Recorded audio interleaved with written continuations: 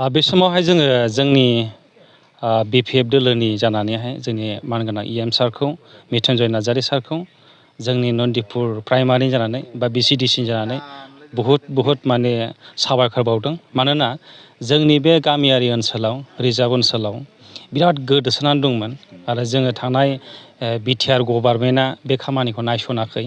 रायजो राजाया बहुद हान्था मेलानि थाखाय बहुद भुगिनांदों।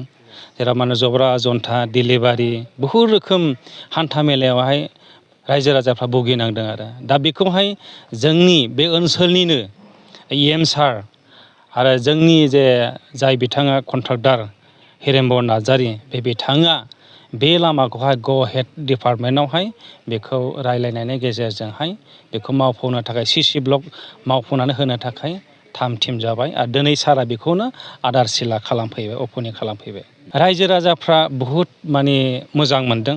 मानोना जों जायफ्रा रायजो राजाफ्रा भुगिनानै थादों भुगिनांनाय समावहाय बेबादि लामाफोरखौ जोंनो होफैयोब्ला रायजो राजाया निस्सय आरो मावग्रानि पक्षे साबायखर बावनाया थाखागोन आरो लामाया बेनिफ्राय मथा मथि लगभग 2-2.5 बेबादि किल'मिटार जानो हागौ आरो।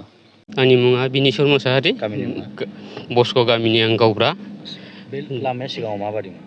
बे लामाया बहुद गोबावनिफ्राय गोग्लैसोनानै थाबाय। दा जोंनि UPPL सरखार मावनाय समावहाय बे लामाखौ रावबो नायसनाखैमोन। दा BPF सरखार फैनाय लोगो लोगो सरखार हाबजेननाय लोगो लोगो बिथांमोनहा दिनै मावनो आखायाव लाबाय।